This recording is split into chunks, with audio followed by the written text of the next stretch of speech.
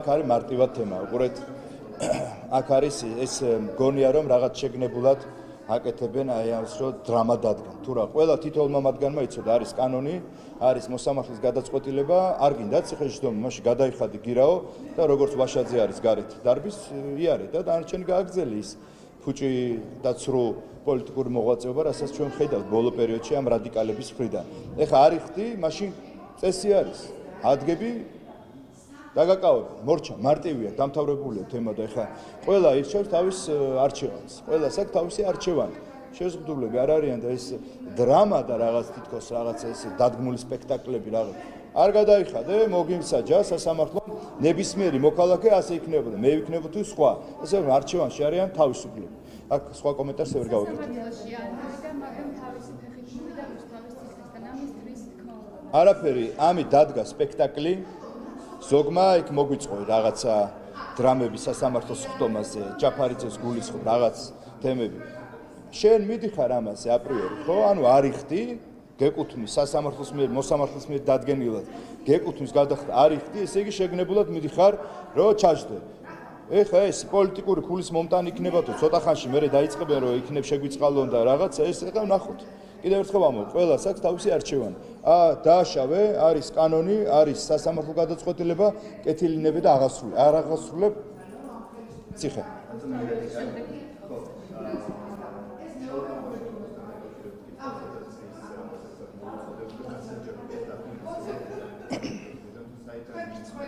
ჩვენ ხო ჩვენ რაც მოიცა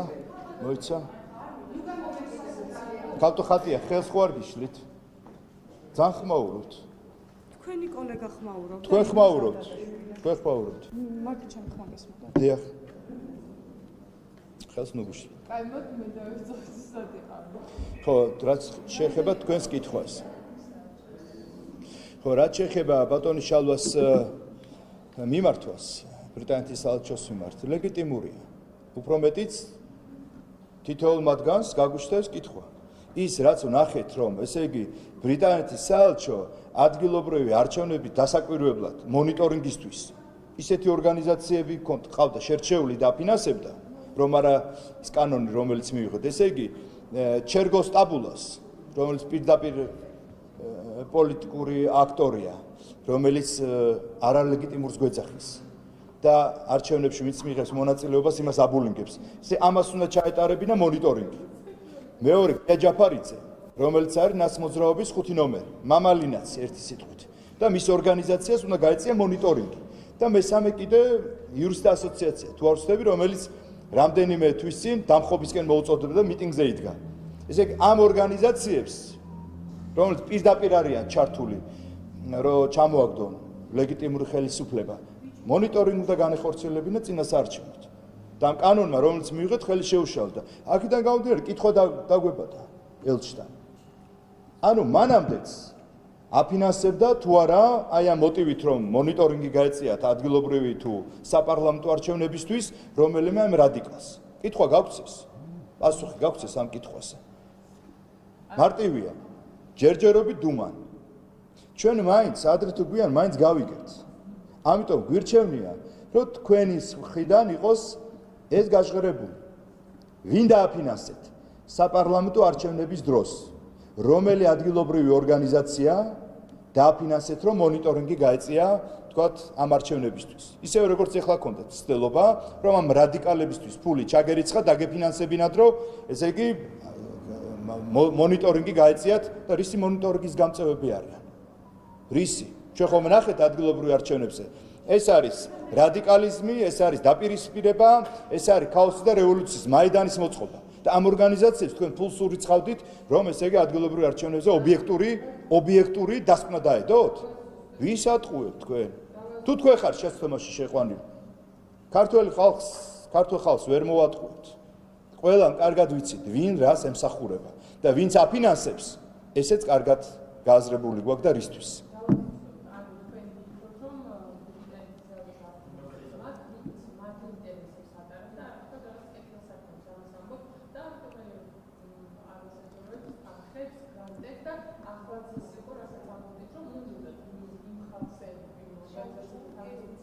ვინ აქ მარტივია და პირდაპირ თქვით, რომ ამ რადიკალებს ყველას ყავს თავისი პატრონი.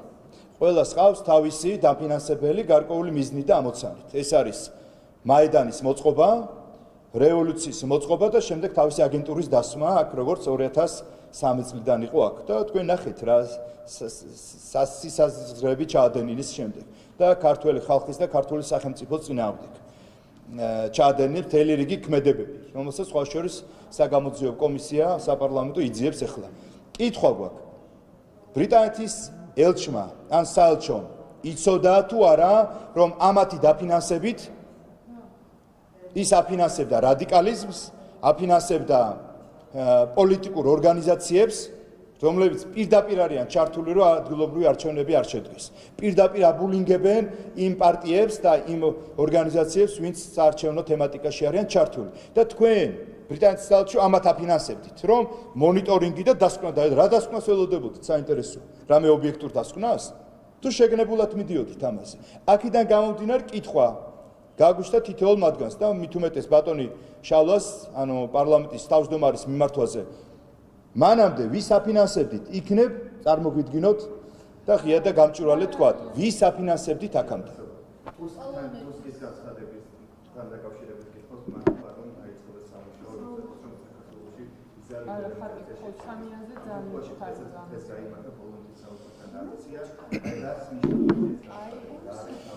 დღეს პოლონეთის საელჩოსთან გაიმართა აქცია სამართლიანად.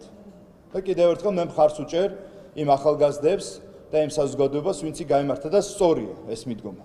ესე იგი რა გამოჩნდა, რომ ესე იგი ვიზა ლიბერალიზაცია, კანდიდატის სტატუსი, მოლაპარაკებების გახსნა, ჩვენ ხო გავიარეთ, ეს არის ინსტრუმენტი შანტაჟის, მუქარის.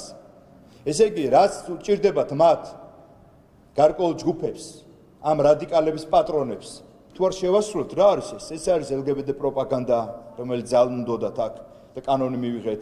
ეს არის რადიკალების დაფინანსება, მოლოტოვის კოქტეილის დაფინანსება, ცოცხლად დაწვა ჩვენი პოლიციელების, განსხვავებული აზრის ბულინგი და დევნა, რაც არის ახლა, ხო, ზიზღის კამპანია, რასაც აფინანსებენ. ესე იგი, ამას ხელი არ უნდა შეუშალოთ. თუ არა და ეგერ არის, გამოვიდა. ტუსკი, რომელიც პირდაპირ მეგობარია ნაცების და ლობისტია ერთ-ერთი მიშა სააკაშვილის ზეთ უნახავი, რომელიც არის გამოკეტილი და ამ დანარჩენების. და რა?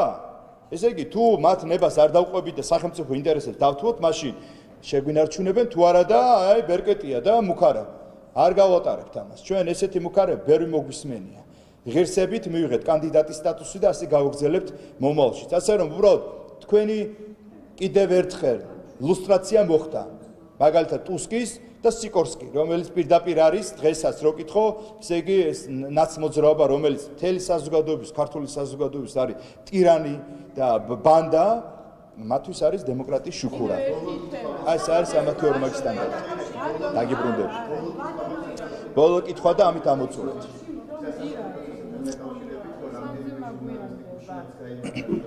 ხო?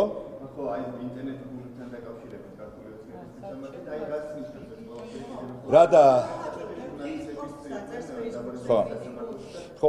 ხო რაც არის ეხა გუშინდელი ეს მასკარადი რა ჩაატარეს ეგრეთ წოდებული ცნობილმა სახეებმა ამ საზოგადოების რა რომელ ვინმე დააკავეს არა შენ როდესაც შეურაცხყოფას აყენებ როდესაც ხარ ცნობადის სახე როდესაც ხარ ცნობილი ჟურნალისტი პოლიტიკოსი როცა ბილდს სიტყვავ როცა შეურაცხყოფას აყენებ როდესაც გამოდიხარ და არასრულწლოვანებთან ერთად დედას შეურაცხყოფას აყენებ გაანები თავი პოლიტიკოსი ამასთან დაკავშირებით რაც არის კანონი რომ დაჯარიმდეს ესეც არ უნდათ ესე იგი ამათ უნდათ რომ გაგინონ შეურაცხყოფა მოგაყენონ ფიზიკურად იძალადონ მაგრამ აი თუ სასამართლოში ესე იგი ჯარიმას და ჯარიმა იყო ეს ადმინისტრაციული მეტი სხვა იმისა და დაკავებას რამდენიმე დღით თუ მოსამართლემ ეს ჩათვალა ესე იგი ესეც არ უნდათ ხო და ვიჭამს ახლა ამათ რაც უნდა ეს იკილონ და იყვირონ და ირბინონ არის კანონი არის კონკრეტული სასამართლო არის მოსამართლე არის გადაწყვეტილება ყველა ვექემდებარებით მას გადაწყვეტილებას დაგებრუნდები რა არის არა, მე მიჩვევი.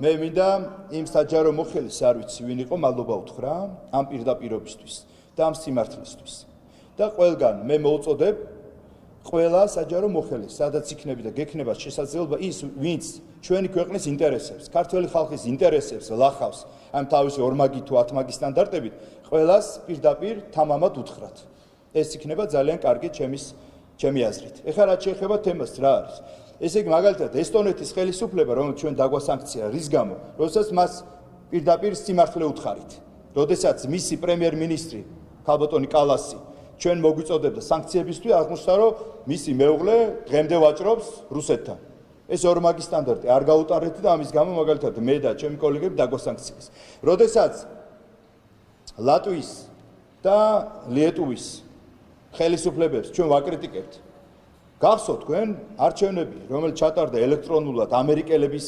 დამონტაჟებული იყო ის თემა აუდიტიც მათ ჩაატარეს და EU-ის დასკვნა იყო რომ კონკურენტული არჩევნები ჩატარდაო ხო საპარლამენტო რაც ვერ აიტანა მე რადიკალებმა და დღემდე დარბიან წაღმაუკუხმა და ახალგაზრდებს იყენებენ და რა მოხდა ლატვიაში ადგილობრივი არჩევნების დროს საერთოდ გაიჭედა მექანიზმი და ხელი დაითვალეს მე მგონია რომ გონივრული ლეჭვი არსებობს რომ გაყალბდა არჩევნები რომ იქ არის დიდი კორუფცია რასაც სხვა შორის საერთაშორისო ორგანიზაციებიც ადასტურებენ საქართველოს თითოეულ თქვენთაგანს ლატვიაზე ლიეტუვაზე პოლონეთზე მათ შორის ესტონეთზე ყველაზე წინ არის კორუფციის ინდექსის მიხედვით ნატოს რამდენიმე სახელმწიფოს უსწრებთ და სახელმწიფო ბიუჯეტით რომელიც არის მთავარი სარკე კორუფციის ხო პირველ ადგილას არის გამჭვირვალობით მსოფლიოში ეს არის მსოფლიო ბანკის საერთაშორისო ფონდის და საერთაშორისო ორგანიზაციების დასკვნით და დაახლოებით 300-ზე მეტი საერთაშორისო ექსპერტი იყო ჩართული. აი ეს არის რეალობა. და ის ორმაგი სტანდარტი და მცდელობა რომ აქ ეს რადიკალები რამენერად გაამხნევთ, არაფერი გამოგივათ, იმიტომ რომ ჩვენ ერი-ბერი გაერთიანებული ვართ, რომ დავიცვათ ქართული მართლმადიდებლობა, ქართული ინტერესები, ქართული სახელმწიფო ინტერესები და ქართველების ინტერესი. რა არის ეს? ეს არის რომ ომი არ დაუშვათ ეკონომიკური განვითარება კიდევ უფრო მეტად მოვახდინოთ და დივერსიფიცირება ჩვენი ასე ვთქვათ ინტერესების თელს სოფლიოში ეს არის ბიზნესის განვითარება და აზიასა და ევროპას შორის ამ სატრანსპორტო დერეფნის კიდევ უფრო მეტად განვითარება. ამას ჩვენ გავაკეთებთ.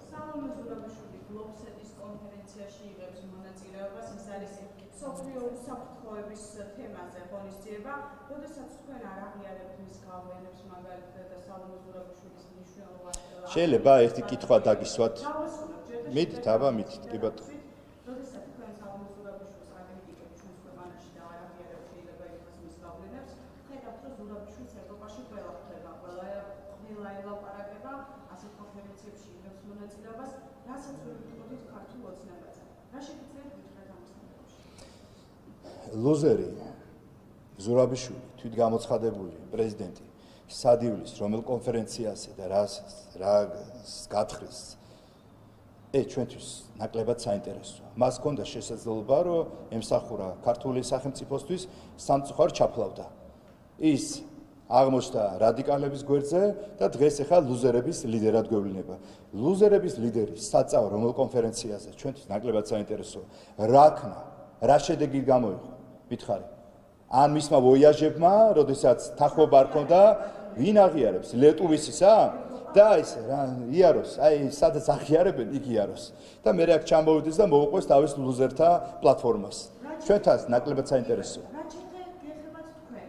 თქვენთან რატომ არ არის ჩვენ ტიპის კომუნიკაცია? ყველასთან გვაქვს კომუნიკაცია, მათ შორის ამერიკის შეერთებული შტატებიდან და სხვა შორის შეგახსენებთ, როდესაც ჩვენს ელჩს ამერიკის შეერთებულ შტატებში მისცეს თანხმობა აგრიმანის, სწორედ იმ დღეს დაუტოვებია ბაიდენის ელჩს დანიგანს პენსიაზე რო გავიდა.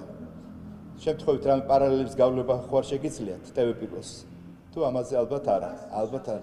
გამგები გაიგებს, შენ ეს სიუჟეტი გაუშვი და თქვენი ხელმძღვანელობა გაიგებს. ბოდიში. აბა? ევროპაში სულ რამდენიმე დღის წინ, არა, ნუ იტყვებით, რამდენიმე დღის წინ ერთ-ერთ მნიშვნელოვან ღონისძიებას ადევნებდი თვალს, მათ შორის უნგრეთში, სადაც მთელი დელეგაცია იყო ჩასული და არაერთხელ შეკვეთებას მოაწერეს ხელი. გარდა ამისა, სულ რამდენიმე კვირის წინ იყო გაერთიანება ევროპიდან, სხვადასხვა სახელმწიფოებიდან იყო წარმოდგენილი კონსერვატორები, მათ შორის, სადაც სიტყვით გამოვიდა და მთელი 10 წუთით კი არა, მეტი უკრავდნენ ტას ჩვენს პრემიერ-მინისტრს. და ამბობდნენ, რომ ეს არის სამაგალითო, სადაც იცავ სახელმწიფო ინტერესებს. ეს იყო რეალობა. და დანარჩენი ხა სალმე ლუზერი, სად დადის, სად მიიწევენ, რომ თავისი ის გაილამაზონ, ეს ჩვენ ნაკლებ საინტერესო. გიჟ თავისუფალი. მედიაზე თავდასხმები გითხავდით, ნახავთ საქალაქო სასამართლოში პოსტების გადახდით და იყო ფიზიკური და სიტყვიერი თავდასხმა.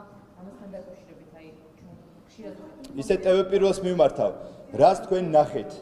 გუშინ პოსტების ჟურნალისტზე, თქვენს კოლეგაზე, რომელიც ხშირად აქ არის, თავდასხმა. ეს თქვენთვის მისაღები და მოსაწონი იყო? მე მიმართავ ასევე მკითხვა არ უცებ ითხარი. ესაუბრე კი არა, მისაღები იყო თუ გმობ თუ არა, ეს მითხარი. გმობ თუ არა? ხო, გმობ თუ არა თქო კაცო თქვი? ვერ იტყვი, ხო, გავიგე. ხო, გავიგე. ხო, ესაუბრეთ, გმობთ. თუ არ გმობთ, ამის თქმაც არ შეგიძლიათ იმ დონეზე ხარ. თქვენც მალე გათავისუფლდებით და გისურვებთ გათავისუფლებას, რომ თამამები იყოთ. მე განცხადებებში თქვენი კოლეგების წინააღმდეგ როცა იბრძვიან. რაც შეეხება, მე მიმართავ საელჩოებს, საერთაშორისო ორგანიზაციებს. დაგმეთ? ეს, რაც გუშინ ვნახეთ, პოსტივიზე თავდასხმა, ჟურნალისტზე. ეს თქვენთვის არაფერს ნიშნავს? აბა პირიქით ყოფილიყო? ვინმე დასხმოდა თავს ფორმულას ან TV პირველის ამ თავარის რომელიმე ჟურნალისტს, ისე როგორც ჩვენ დავგმეთ და მიუღებელია ეს. აი აქ არის თქვენი ორმაგი სტანდარტი. რა თქმა უნდა, მიუღებელია და იმედი მაქვს, რომ გამოძიებული იქნება ეს შემთხვევა, ვინ როგორ ძალადობდა ჟურნალისტს. წარმატებულ დღეს გისურვებთ.